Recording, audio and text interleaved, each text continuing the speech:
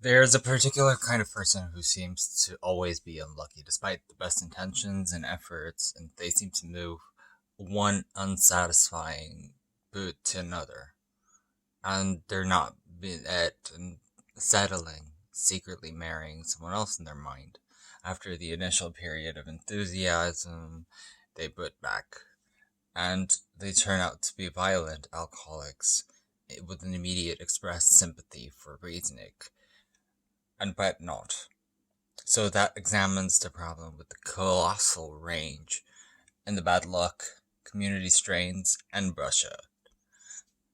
In addition, cruelty and curation, the unfortunate bets and stumbles upon the succession of frustrations and Riedland Pollens, actively sorting out examples while simultaneously achieving no kind of candidate who has ever been a foothold. They still deserve a lot of problems.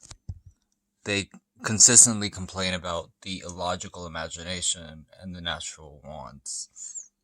So if someone treats us with respect, independence, with the thoughtfulness, and however much sheets and hard, in reality, such qualities are instilled and low key, their insanities, and the failings of the revolution are mites and seem complicated to the pot and tan and breakfast in bed and daily maintenance, telling how much they miss us and prizing little whaling trips and thoughtful looking teddy bears.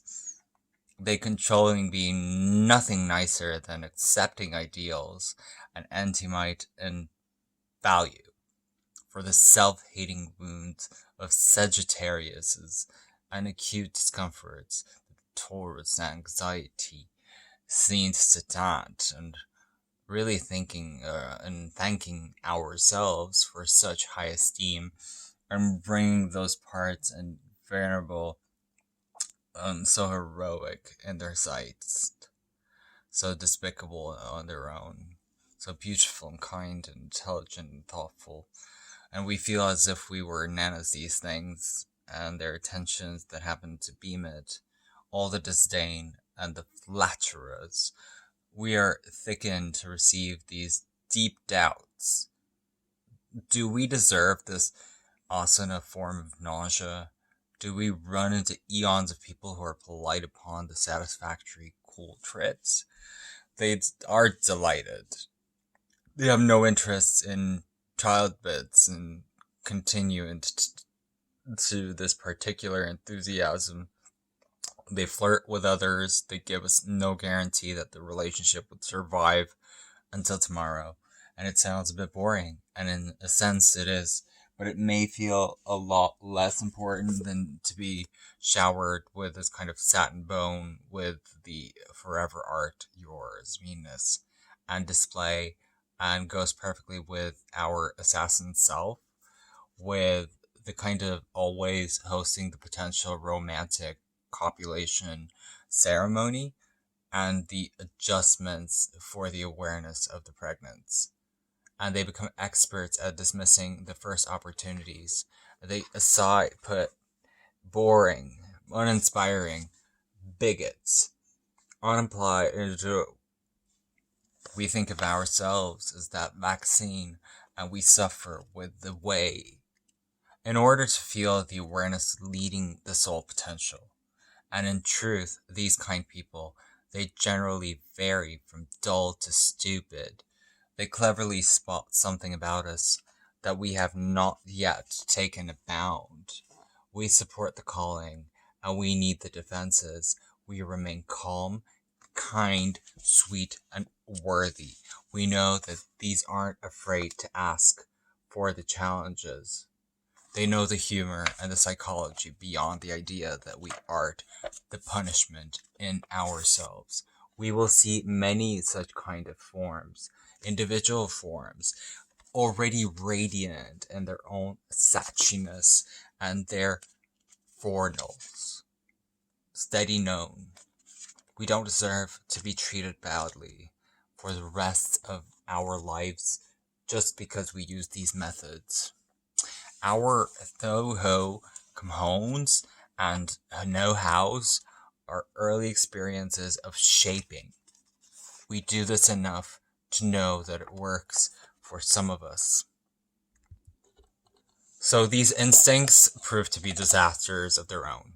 City people knock down train stations and plausible ends, romanticize the ape's celebratory arts, and they're not privileged in the way that the unions of the medieval couples chatted messages with fully concerned pits, little Bell Joel. So the underlying qualities for the thought and the union of the psychotherapy and the challenge with a trusting instinct variably perfecting the worlds that are happy across the field and falling off the first and foremost contours with the wetful ways caring for us and familiar ways of ranting, banter, and modeled on the template of creative enchantment, and they rather be acquired by the attractive militant Kiwis than sought chances in the upper roots and haunt adults. So if we're seeking for this kind of happiness and the ways of familiarity, we create within our adult relationships a very useful, enchanting way of communicating about this in a cicat.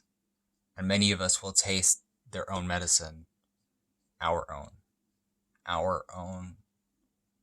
adult-controlled pain control lehet, the sauce, the security in the community.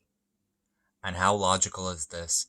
How do we shoot ourselves out into the stars and find the candidates that we're roaming the planet to find? We do this right. We see how accessible, balanced, mature, understanding, and reliable we are, given that in our hearts such a weight feels foreign and unearned. To choose our partners, we need to house this compulsion and maybe play ourselves and our feelings of attraction to the max. We should ask ourselves, are we ready to be in a company of a large number of people? Any abstract putting off satas that trace back the qualities of people who first loved an in-child, and to ask ourselves, do our impulses rely on the things that make us bakers? Those examples, slightly distant, sadistic people, always seem more interesting to us than the close and shadow ones. Honestly, I describe this as a legacy and an underlying acquiring form that can feel. It gets a clearer picture with this sort of vision of another person not being especially good at what they do, but examining the emotional history and learning how to retract, dissect, insert because of the certain things that happened to us in our past.